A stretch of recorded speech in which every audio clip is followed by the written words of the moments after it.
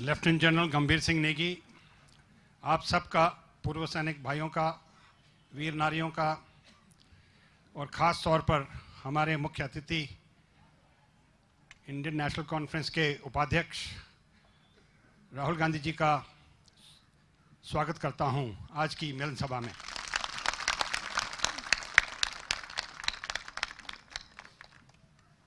भाइयों बहनों, 3 दशक से 32 साल से फौजियों की एक बहुत लॉन्ग आउटस्टैंडिंग डिमांड थी 1 रैंक 1 पेंशन का। कई उतार चढ़ाव देखे इस मांग ने। बड़ी बड़ी नेशनल पार्टियों ने अपने एजेंडा में, इलेक्शन एजेंडा में इसको शामिल किया कि हम देंगे। कई पार्लियामेंट्री कमिटीज़ ने इसको रेकमेंड किया। बड़ी आस्ते आस्ते चलता रहा, पे पैरिटी आया और आखिर में मेरे संज्ञान में आया है कि 2 साल पूर्व राहुल गांधी जी जब राजस्थान गए थे, वहाँ उनके संज्ञान में ये इशू पहली दफ़ा आया और तब से उन्होंने हमारा साथ दिया है। और इसका नतीजा आप जानते हैं कि पार्लियामेंट में इंटरिम बजट में इसको शामिल किया गया है। ये पहली दफ़ा हुआ है। इससे पूर्व 2007 में जो अनाउंस हुआ था 1 रैंक 1 पेंशन, वो एक्चुअली पे पैरिटी थी। और मैं आशा करता हूँ और पूरी उम्मीद है मेरे को कि इस बारी जो अनाउंसमेंट हुई है गवर्नमेंट का माध्यम से, हमारे फाइनेंस मिनिस्टर ने जो अनाउंस किया पार्लियामेंट में, वो वाकई 1 रैंक 1 पेंशन है। यानी एक सर्विस, एक ग्रेड, एक रैंक, वही सर्विस वही पेंशन। ये इसका मीनिंग है और ये हुआ है। एक बारी आप सब मेरे साथ राहुल जी का हम आभार प्रकट करते हैं।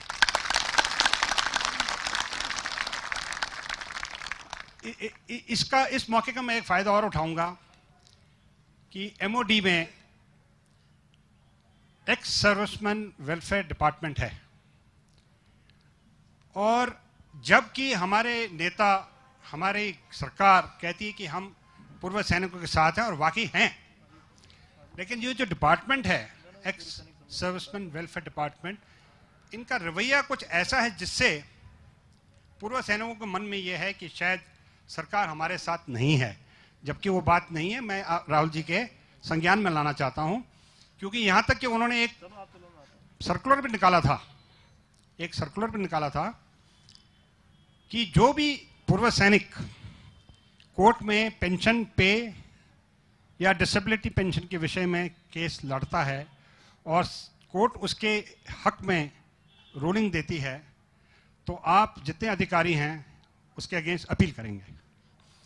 तो ये अब हाल में मुझे खुशी हुई सुन के कि हमारे माननीय रक्षा मंत्री जी एंथनी जी ने इस पत्र को विड्रॉ कर लिया है।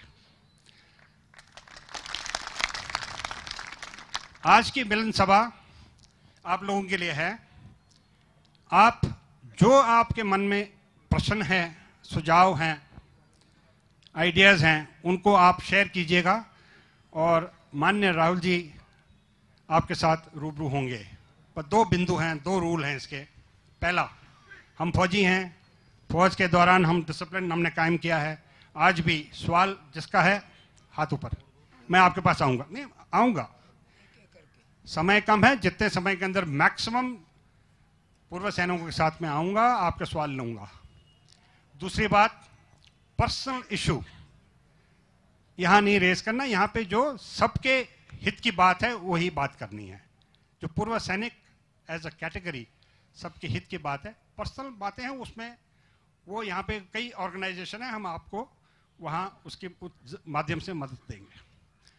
तो हाँ, कोई मैं एक तरफ से करता हूँ साहब। हाँ जी, बोलिए।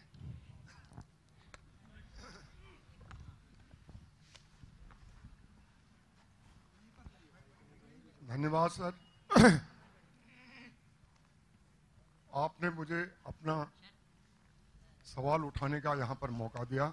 सर्वप्रथम मैं माननीय भावी प्रधानमंत्री राहुल गांधी जी एवं उसकी सरकार का बड़ा आभारी हूं तथा भूतपूर्व सैनिकों की तरफ से भी उन्होंने जो निर्णय लिया है उसके लिए मैं उनका बहुत आभार व्यक्त करता हूं। और उसके साथ साथ एक पॉइंट इसमें मेरा ऐसा है, कनिष्ठ अधिकारी यानी जूनियर कमीशन अधिकारी के साथ कुछ भेदभाव महसूस होता है। ये जनप्रतिनिधियों के नॉलेज में नहीं रहता है। ब्यूरोक्रेसी वहाँ पर जो काम करते हैं या जो वहाँ पर अधिकारी वर्ग होते हैं उनको रैंक के हिसाब से किस तरीके से पेंशन का फायदा होना चाहिए वो उसके बारे में जानकारी है। आम जनप्रतिनिधि को इसके बारे में जानकारी नहीं रहती। महोदय, मैं आपका ध्यान दिलाना चाहता हूँ, माननीय जनरल साहब से मैं निवेदन करना चाहूँगा कि जब 2006 पे कमीशन बैठा उससे पूर्व 4th पे कमीशन में मैं ऑनरी रैंक का इसलिए उदाहरण देना चाहता हूं कि ऑनरी रैंक जेसीओ कमीशन से मिलता है, सूबेदार और सूबेदार मेजर रैंक से।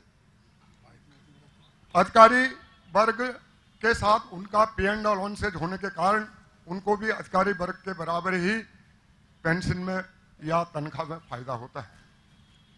इसलिए मैं आपसे निवेदन करना चाहता हूं कि 4th के पे कमीशन में एक सूबेदार का ऑनरी लेफ्टिनेंट के साथ 400 रुपया, ऑनरी कैप्टन के साथ 450 रुपये का बेसिक में अंतर था, जो 5th पे कमीशन में जाकर के 590 और 740 हो गया, बिल्कुल जायज था। लेकिन 6th पे कमीशन में आज हम जब उस चीज को देख रहे हैं तो वो बढ़ करके 3495 और 4175 हो गया।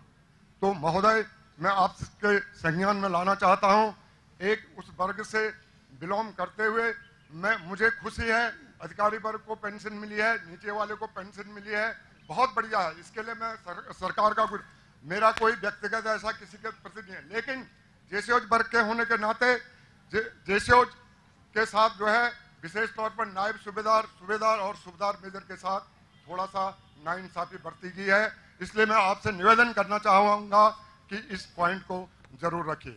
दूसरा पॉइंट मेरा है साहब, हर 6 महीने में महंगाई किस्त बढ़ाई जाती है।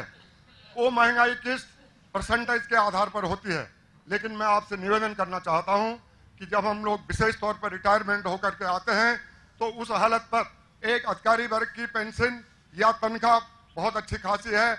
मिसाल के तौर पर 10% बढ़ता है, उनका 5000 4000 बढ़ता है।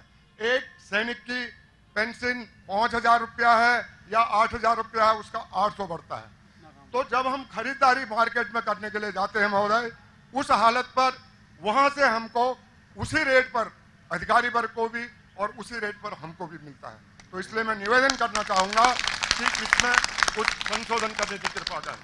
नंबर दूसरी बात है साहब, और देखिए सबको मौका मिलना चाहिए। आप सर एक पॉइंट आप प्लीज। एक पॉइंट है मेरा, जब भी पे कमीशन गठित किया जाता है उस आधार पर भी पे कमीशन जब गठित किया जाता है परसेंटेज को आधार न मान करके एक मुफ्त रैंक के हिसाब से विशेष तौर पर आर्मी के अंदर उस तरीके से ये पेंशन का बंटवारा किया जाए। धन्यवाद। आपसे निवेदन है कि सभी एक एक प्रश्न ही पूछे, बिकॉज बाकियों को मौका नहीं मिलेगा नहीं तो। हाँ, या ओके।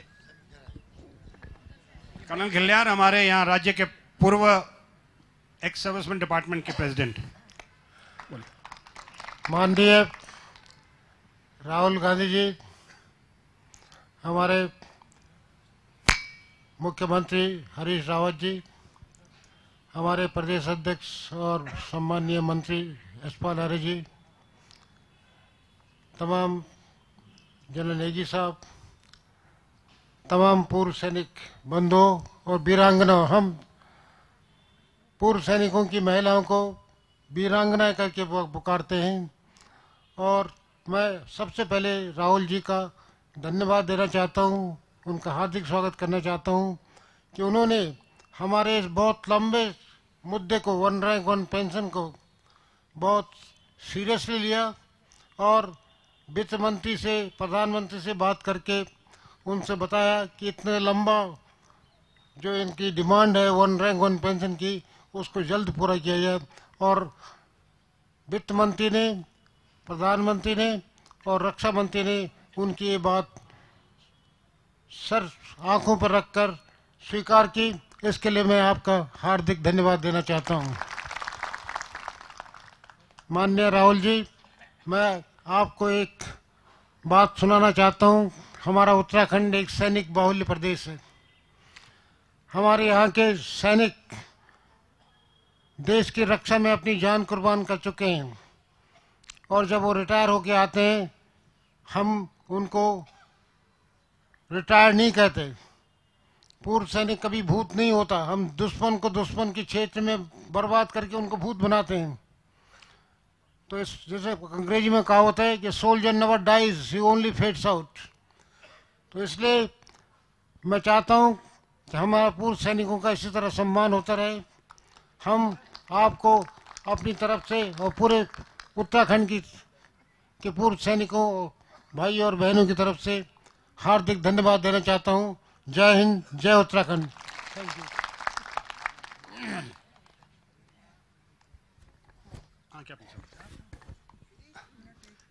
आज के कार्यक्रम में उपस्थित माननीय राहुल गांधी महोदय, मैं संपूर्ण पूर्व सैनिकों की तरफ से तथा कांग्रेस सैनिक प्रकोष्ठ की तरफ से आपका हार्दिक अभिनंदन करता हूं। माननीय, मैं ज्यादा टाइम नहीं लूंगा। मेरे 3 सवाल हैं पर 1 मिनट में पूरा करूंगा कि मैं अच्छी तरह से जानता हूं कि टाइम की कीमत बहुत ज्यादा है। सबसे पहले मान्य और गढ़वाल में पहाड़ का जो पूर्व सैनिक है, एक अंशदायी स्वास्थ्य योजना उसका लाभ नहीं ले पाता है, क्योंकि गढ़वाल के अंदर कहीं भी किसी भी नगर के जो क्लिनिक हैं इसके पैनल में नहीं है। माननीय महोदय से मेरा निवेदन है, जैसे श्रीनगर, टेहरी, उत्तरकाशी, कर्णप्रयाग या अन्य ऐसे जगह जहां पर चिकित्सा सुविधाएं अच्छी हैं, वहां के क्लिनिक अंशदायी स्वास्थ्य योजना के पैनल में लाए जाएं ताकि पहाड़ का सैनिक भी इस योजना का लाभ उठा सके। माननीय, दूसरा जो है मेरा सवाल है कि कैंटीन फैसिलिटी देती है सरकार, पर पहाड़ के दूर दराज का सैनिक उसका लाभ नहीं ले पाता है। पहाड़ और मैदान के जो मानक है, दूरी के मानक, वो एक बराबर नहीं होने चाहिए। पहाड़ का आदमी जो है और मैदान के जो मानक है, ये दूरी का मानक न रखते हुए कार धारक का मानक जरूर हो। अगर कार धारक पूरे नहीं होंगे तो कैंटीन चल भी नहीं सकेगी। सिर्फ पहाड़ में जो है कैंटीन खोलने के लिए कार धारक की संख्या के अनुसार अगर मानक पूरा होता है तो कैंटीन वहां खोलने की इजाजत मिलनी चाहिए। साहब, तीसरा सवाल मेरा है, माननीय मुख्यमंत्री जी को मैंने एक ज्ञापन भेजा, उन्होंने उसका जवाब मेरे को भेजा है। अगर मुख्यमंत्री जी इस प्रकार से हमारा जो मनोबल बढ़ाते हैं तो हम कांग्रेस के लिए और अच्छा काम कर सकते हैं, हमारा उत्साह बढ़ता है। मैंने एक सवाल भेजा था कि यह महापालिका, नगर पालिका और नगर पंचायत में एक एससी, ओबीसी, पिछड़ा, अगड़ा, अल्पसंख्यक, बहुसंख्यक सबको एक एक नामित सदस्य बनाया गया है, पर एक पूर्व सैनिक को कहीं नहीं बनाया गया है। मैंने मुख्यमंत्री जी ने मुझको इसका जवाब दिया कि मैंने ये शहरी विकास मंत्रालय के सचिव को जो है आपका एक पत्र भेज दिया है और इस पर एक्शन होगा। मैं माननीय मुख्यमंत्री जी का बहुत बहुत आभार व्यक्त करता हूं संपूर्ण पूर्व सैनिकों की तरफ से, और जो है और माननीय राहुल गांधी जी से भी निवेदन करना चाहता हूं कि इसके लिए ये लोकसभा के चुनाव से पहले इसका जो है घोषणा कर दी जाए ताकि पूर्व सैनिकों का मनोबल बढ़ा रहे और ये पूर्व सैनिकों को पता हो कि कांग्रेस पूर्व सैनिकों को सम्मान देती है और कांग्रेस का साथ दें। इन शब्दों के साथ जय हिंद, जय भारत, जय उत्तराखंड। धन्यवाद कैप्टन साहब, धन्यवाद। हाँ जी, यहाँ से आप बोलना चाहेंगे? परम सम्मानीय राहुल गांधी जी महोदय, मैं भी बहुत जल्दी से बोल रहा हूं। मेरा एक क्वेश्चन है कि एक सैनिक जो है रिक्रूटमेंट होता है और उस दौरान जो है वो ट्रेनिंग के दौरान कैजुअल्टी हो जाता है, तो कैजुअल्टी हो जाता है तो मतलब वो अपनी मर्जी से नहीं हुआ, ट्रेनिंग में कैजुअल्टी हुआ तो उसको फैसिलिटी मिलती है, मेडिकल फैसिलिटी मिलती है। उसकी उम्र उस समय से ज़्यादा 18 साल से 21 साल की उम्र होती है। उस ड्यूरेशन में उसको लास्ट में थोड़ा बहुत 5-4 हज़ार रुपया जो भी पेंशन मिलती है यही मिलती है। वो कोई पाँव से अपंग है, कोई पेट से अपंग है, कोई सर से अपंग है। अभी अगर उसको इस अपनी 21 साल की उम्र में क्या वो अपना जीवन यापन कर सकता है 5 साल में, 5,000 में या 4,000 में? नहीं कर सकता है। मैं ये कहना चाह रहा हूं कि उपनल के माध्यम से जैसे नौकरी मिलती है तो पहली फर्स्ट प्रायोरिटी उन बच्चों को दी जाए जो 18 से 21 साल में एक्समैन बने हैं मेडिकल से, नंबर 1 पॉइंट। और दूसरा, अगर कहीं पे मैं मुख्यमंत्री जी से आवेदन करूंगा, प्रार्थना करूंगा कि राज्य सरकार से कोई नौकरी मिलती है तो फर्स्ट प्रायोरिटी जो है उस बच्चे को दी जाए जो कि इस प्रकार का हो। धन्यवाद। धन्यवाद। हाँ, कैप्टन रावत साहब, बलबीर सिंह साहब, हमारे राज्य के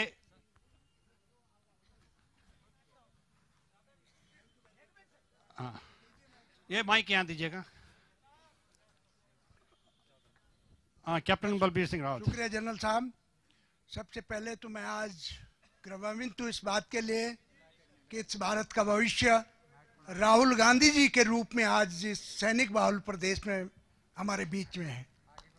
मान्यवर, मैं आपकी निष्ठा, लगन और देश की भक्ति की भावना से मैं वाकिफ हूँ।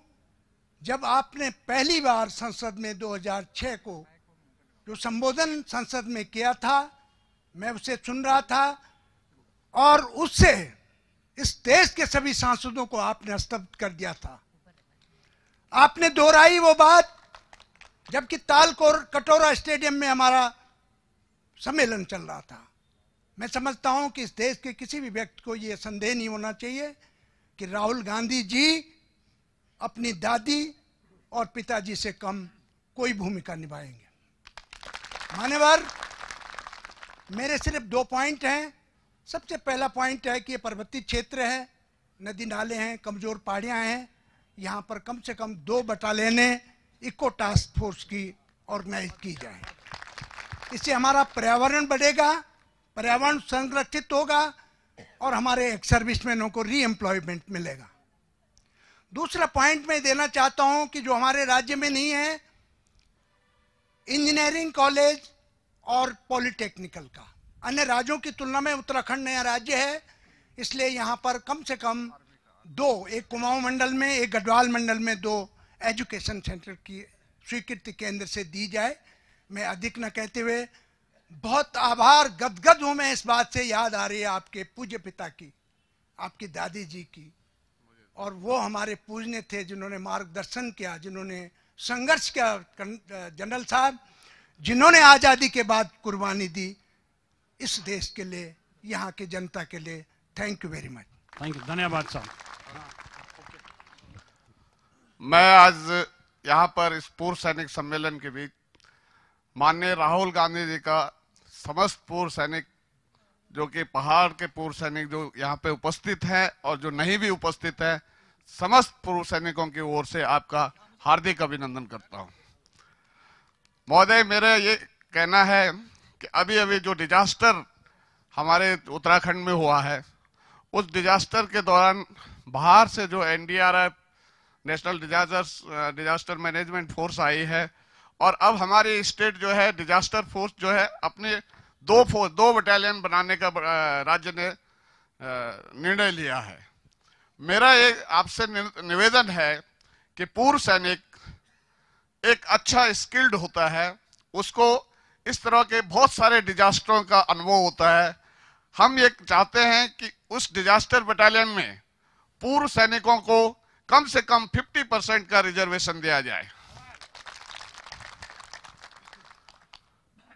दूसरा, मेरा ये रिक्वेस्ट है आपसे कि हमारा जो पहाड़ी क्षेत्र है और अभी जिस प्रकार का डिजास्टर हुआ है और चाइना के बॉर्डर से हमारा जो सीमा लगी हुई है, उसके परिप्रेक्ष्य में मैं ये कहना चाहता हूं कि जो BRO है, बॉर्डर रोड ऑर्गेनाइजेशन, उसको और अधिक से अधिक रिसोर्सेज दिए जाएं, उसको और मजबूत बनाया जाए, ताकि हमारी जो सड़कें हैं, पहाड़ की सड़कें, वो यात्रा से पहले ठीक हो जाएं, और साथ ही जो हमारा बॉर्डर सीमा पे जो है चाइना के साथ जो मुकाबला है, उसके लिए भी हमें मदद मिले। धन्यवाद। Thank you, thank you, thank you major Chaudhary. अच्छा, यहाँ पे माननीय राहुल जी,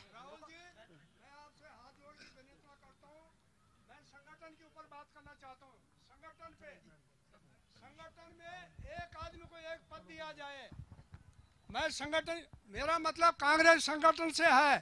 कांग्रेस संगठन एक आदमी 3 पद होल्ड करके बैठा हुआ है। ये होल ओवर इंडिया की बात कर रहा हूं मैं, उत्तराखंड की नहीं है।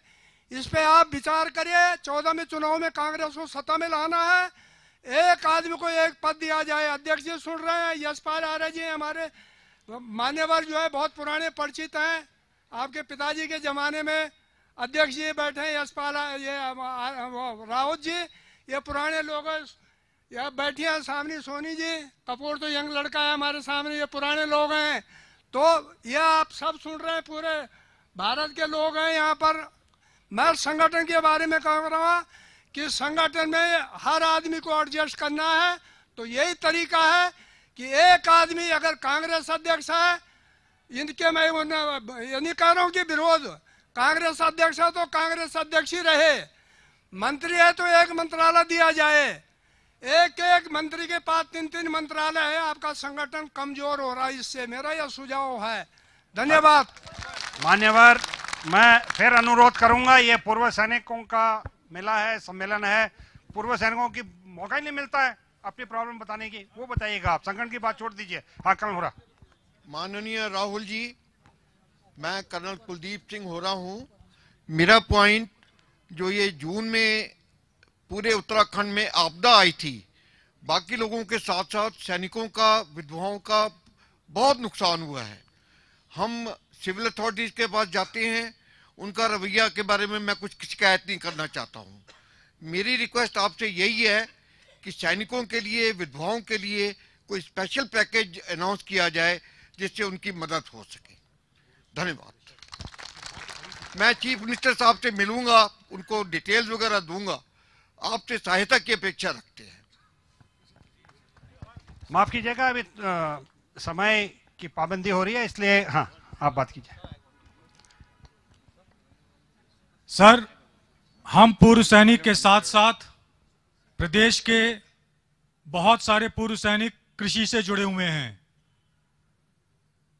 हम पूर्व सैनिकों के लिए 1,500 एकड़ बहुत ही उपजाऊ जमीन सैनिक फार्म से जानी जाती है, और उसकी जो इनकम होती है वो हम हमारे पूर्व सैनिकों के बच्चों, विधवाओं और उनके डिपेंडेंट्स के ऊपर खर्चा किया जाता है।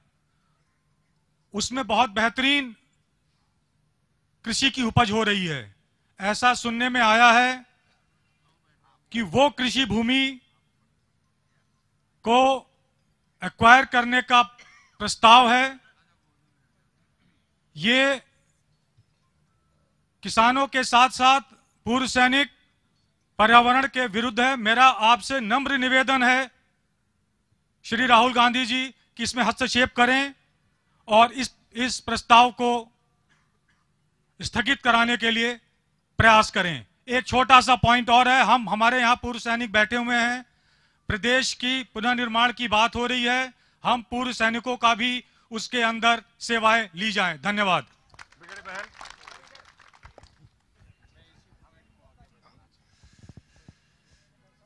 मैं पिछले 20 सालों से एक्स-सर्विसमैन के लिए लड़ रहा हूं, और अब इस बार जो वन रैंक वन पेंशन का हुआ, हम उसके लिए लड़ रहे थे, और इन्हें हमारे राहुल जी ने ये करके दिखाया है। ये एक ऐतिहासिक बात है, और फौजियों के इतिहास में ये अमर हो जाएगी। उसके लिए हम उनके बहुत बहुत आभारी हैं। मैं साथ में ये कहना चाहता हूँ कि ये जो वन रैंक वन पेंशन है, इतना आसान नहीं है जैसा लग रहा है। इसमें 6 पे कमीशन ने बहुत सारे अड़ंगे लगा दिए हैं, एनॉमलीज हैं। जब तक वो एनॉमलीज दूर नहीं होंगी तो हम इसको इम्प्लीमेंट नहीं कर पाएंगे। तो मेरा ये सुझाव है कि हम एक ऐसी समिति बनाएं जिसमें कि CDA के या और चीज़ें, आर्मी हेडक्वार्टर के या डिफेंस के, अलग चीज़ों के हम प्रतिनिधि लें, और समिति उसको डिसाइड करे कि किस प्रकार से इसको इम्प्लीमेंट किया जाएगा। वरना वही हाल होगा जो कि हमारा वन रैंक, जो हमारे इसमें रैंक पे के बीच में हो रहा है और चीज़ों में हो रहा है। एरियर्स नहीं मिल रहे अब तक की। क्यों नहीं मिल रहे? क्योंकि किसी समिति नहीं बनी, कोई डायरेक्शन नहीं है।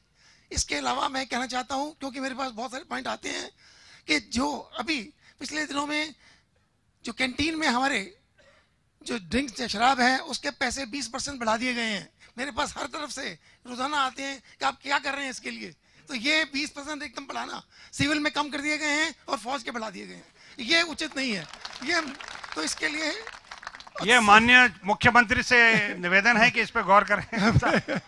इसके अलावा हमारे जो हमारे पहाड़ से लोग आते हैं, मैं सारी जगह जाता रहा हूँ, मतलब सारे उसमें उत्तराखंड में घूमा हूँ, और उसमें ये जो बात आई है कि एक मोबाइल वैन होनी चाहिए, एक मोबाइल हॉस्पिटल होना चाहिए जो जगह जगह जाए। हमारे लोग वहाँ से पहाड़ से नीचे नहीं उतर सकते, जब उतरते हैं बहुत टाइम लगता है, तो इसके लिए एक मोबाइल हॉस्पिटल होना बहुत ज़रूरी है। इसके लिए हमारे अनुरोध है। धन्यवाद।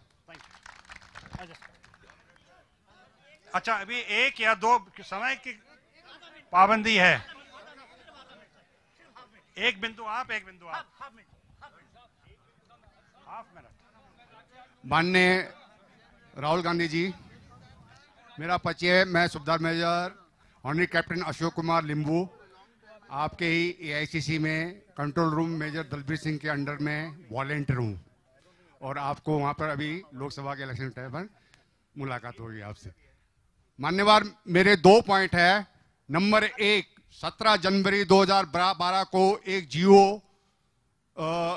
जियो निकला था, जिसमें कि 24 सितंबर 2012 के बाद में जितना एरियर देने के लिए, और वो एरियर दिया गया था।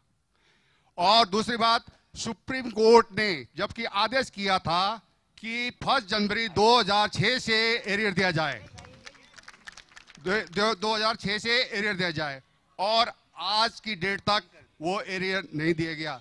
जबकि हमारे अफसर साहिबानों से बात करते समय ये पता चला है कि अफसर साहिबानों को दिया गया, जेसीओस और जवानों को नहीं दिया गया।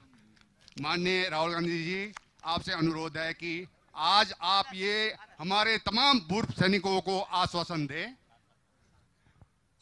दे आगे जाके आप इसके बारे में क्या कार्रवाई करेंगे। नंबर 2 पॉइंट 2000 से। नंबर दूसरा पॉइंट, हमारे भूतपूर्व सैनिक के हॉस्पिटल के लिए ECHS के मेंबर बनने के लिए पहले उनसे 1500 रुपए लेते थे, हाँ? और अभी जबकि उसकी पेंशन केवल 7 या 8 हजार रुपए होगी, और उससे 15,000 रुपए लिया जाता है। नहीं, एक मिनट मैं बताता हूं। सिपाही से 15,000, जेसो से 29,000, और ऑनरी कैप्टन से 39,000, और इसी प्रकार से आगे अफसर साहब का बढ़ता हुआ जाता है। 39, 40 ऐसे ही जो भी हजार, इतना एक ही साथ 15,000 से 1500 से 15,000 सिपाही को देना बड़ा मुश्किल हो जाता है, और इस कारण के लिए वो मेंबर भी नहीं बन पाता, और बिजना अपना इलाज भी अच्छी तरह से नहीं कर पाता। और तीसरी बात यह है कि काफी सालों से यहाँ पर भूतपूर्व सैनिक गोरखा से काफी गोफा बहुमूल्य इलाका है यहाँ पर, और यहाँ पर पहले गोरखा ट्रेनिंग सेंटर 4 हुआ करते थे, 14 GTC, 39 और 58 और 11 GR। आपसे अनुरोध है कि एक गोरखा ट्रेनिंग सेंटर यहाँ उत्तरांचल में लाने की कृपा करें। लिंबू साहब धन्यवाद, थैंक यू। अभी देखिए भाइयों, राहुल जी को जाना है। एक अंतिम प्रश्न, आधा सेकंड। मैं भूतपूर्व सैनिक सिपाही रमेश चंद्र आनंद, एक छोटा सा कोई भूमिका नहीं बांधता सर।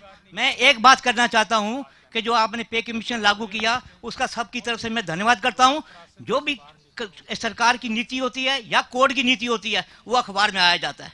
हमने पिछले 18 दिसंबर 1963 के अंदर यह पेपर में अमर उजाला में पढ़ा गया कि भूतपूर्व सैनिकों को 1 पेंशन मिलेगा, और वो मिलेगा 1 जनवरी 2006 से। ये गवर्नमेंट को देना चाहिए। ये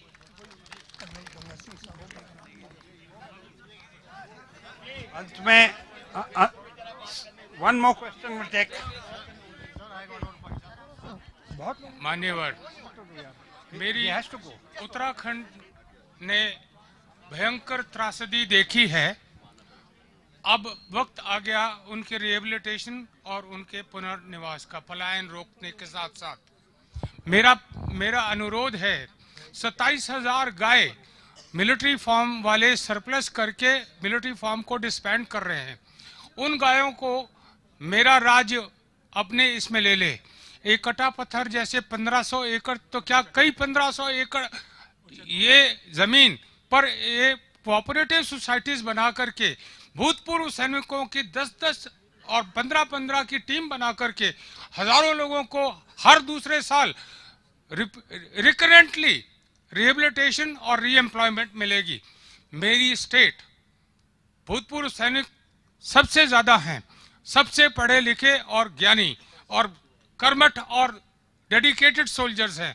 मैं भी उनमें से एक था, मगर मैं आज चाहता हूं कि इस सारी फौज को एक संगठित रूप में इस स्टेट को डेवलप करने के लिए, जैसे वाईएस परमार ने हिमाचल के लिए किया, बंसीलाल ने हरियाणा के लिए और श्रीमान कैरो साहब ने पंजाब के लिए किया, मेरे नेता ये जो बैठे हुए हैं ऐसा करें, मेरी स्टेट को स्विट्जरलैंड बनाने से ऊपर भी पहुंचाने का प्रयास करें। मैं उनको तरीके बताता हूं और ऐसे लोगों को जो यहां से पलायन करते हैं उनको रोकने से रोक देते हुए स्टेट को दूध और दूध जैसी और वस्तुएं, integrated programme of range management, afforestation, agriculture, animal husbandry, ये सारी चीजों में आगे करके पंतनगर जैसी यूनिवर्सिटियों से पूरा का पूरा फायदा ले, IVRI से फायदा ले और मेरी सेवाएं भी आपके सामने हैं।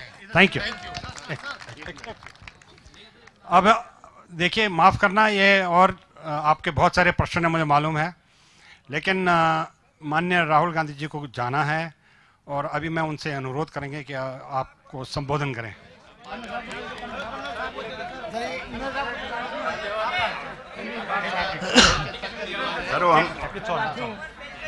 अच्छा, आपका क्या था भैया, बताइए जल्दी से।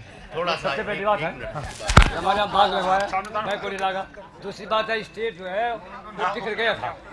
अब आपने जो यहाँ पर हरिराव जो इनको बनाया, बहुत सौभाग्य बनाया, यानी जो बिखर गया था अब जो क्लोज हो गया। अगर आप भाइयों सब बैठ जाएं प्लीज, अपने अपनी जगह बैठ जाएं। और भी आजा मेरे साथ आजा। कौशल, आप बैठो यार, पहले बैठो, इनसे बात कर लो यार। अच्छा भैया, देश दो बोला था, प्लीज प्लीज आप बैठो, बस बस। 66,000 आप बैठ जाइए, ये मुझे दे सर। नहीं, इसमें आप नंबर नहीं, मैं आपको भैया अभी दो मीटिंग चल रही है, खंडवाल साहब उसके बाद में करेंगे। भाइयों सबसे बात करेंगे, प्लीज बैठ जाएं अपनी अपनी जगह पे। और इससे पहले कि राहुल जी कुछ बोले, मैं राज्य एक्स सर्विसमैन चेयरमैन को रिक्वेस्ट करूंगा कि वो आके स्मृति चिन्ह भेंट करें।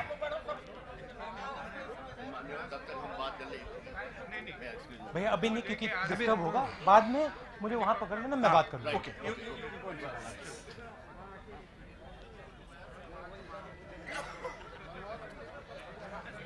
है यहाँ मेरे पास माइक लगा हुआ है। हाँ। नमस्कार नमस्कार। हाँ। ये स्मृति चिन्ह भेंट हो रहा है। धन्यवाद। Thank you Rahul ji.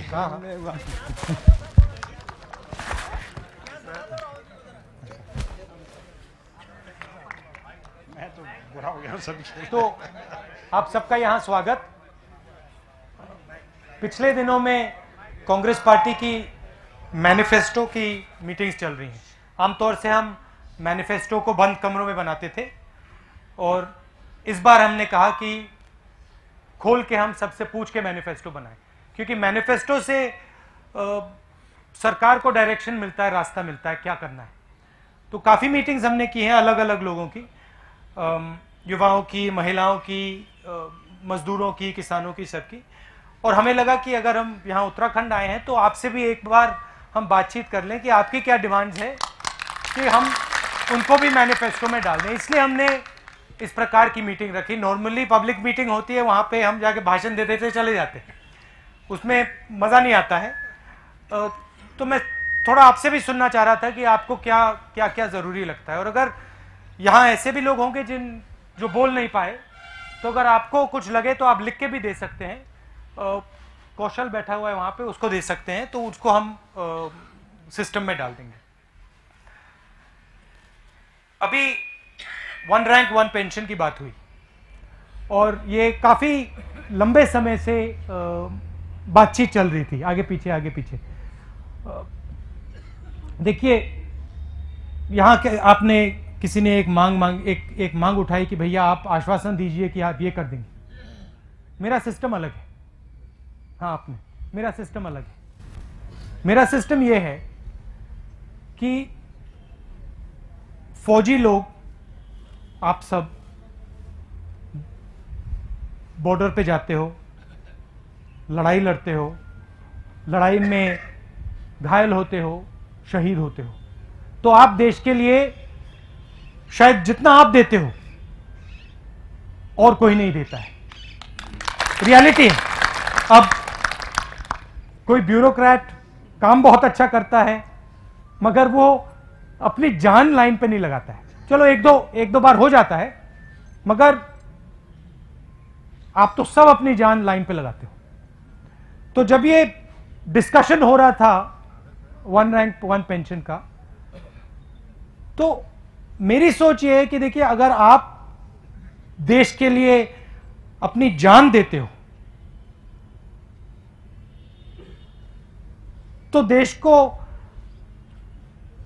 जो भी करना हो आपके लिए वो करना चाहिए। ये वहां सवाल नहीं उठना चाहिए, वहां छोटी छोटी बार्गेनिंग नहीं होनी चाहिए। तो अगर आप रिस्क ले रहे हो, आप जान दे रहे हो, तो फिर हमारा फर्ज बनता है कि हम जो आपके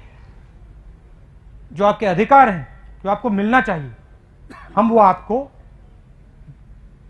लंबे डिस्कशन के बिना दे दें।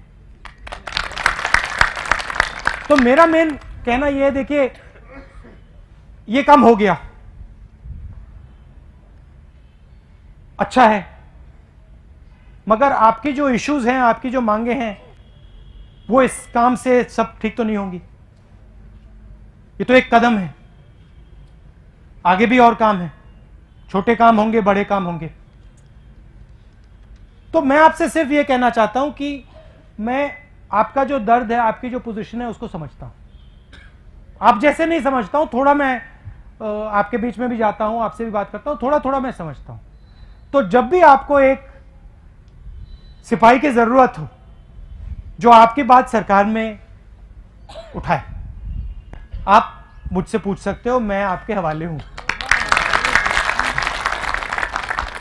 ये कम से कम हम ये कर सकते हैं। तो ये दिल की बात है, ये आपको आने वाले समय में दिखेगा। मैं यहां आपको कह सकता हूं कि भैया ये कर दूंगा, वो कर दूंगा, मगर आप मेरी बातों में मत आइए। आप आज से 5 साल बाद, 10 साल बाद अपने आप से पूछना कि जो राहुल ने हमें उस कमरे में बोला था वो सच था या झूठ था। और मैं आपको एक और बात भी कह देता हूं, आपके सब काम नहीं किए जा सकते, ये रियलिटी है। मगर जो भी हम कर सकते हैं, जितना भी हम कर सकते हैं, स्पेशल कैटेगरी हैं आप, आपके लिए हम करके दिखाएंगे। ये मैं आपसे कहना चाह रहा था। मुझे बहुत अच्छा लगा आपसे मिलकर। राजस्थान में गया था, रात के समय गया था, वहां पे 2-3 बज गए थे और वहां पे सिपाही खड़े थे। काफी अच्छी बातचीत हुई थी और उन्होंने मुझे बताया, उनकी मुश्किलों के बारे में उन्होंने बताया कि भाई गर्मी होती है, टीन का छत है, तो काफी चीजें उन्होंने मुझे बताई। और जब भी मैं जाता हूं, मैं थोड़ी थोड़ी जवानों से बातचीत कर लेता हूं, अफसरों से बातचीत कर लेता हूं। आप लोग बहुत बड़ा काम करते हैं देश के लिए और आपको ये मालूम होना चाहिए कि आपसे ज्यादा गहरा काम और कोई नहीं करता है। राजनेता होते हैं, हम सरकार का काम करते हैं, सीएम साहब हैं, बाकी लोग हैं, हम काम करते हैं, मगर आप लोगों का काम दूसरा है। आप लोग अपनी जान देते हो, इसके लिए आप सबको बहुत बहुत बहुत धन्यवाद।